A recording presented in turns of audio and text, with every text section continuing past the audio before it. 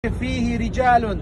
O mescidin içində elə kişilər var ki, yuhibbun en yetedahharu, təmiz olmağı sevirlər. Vallahu yuhibbul muttahirin. Allah da təmizləri sevər.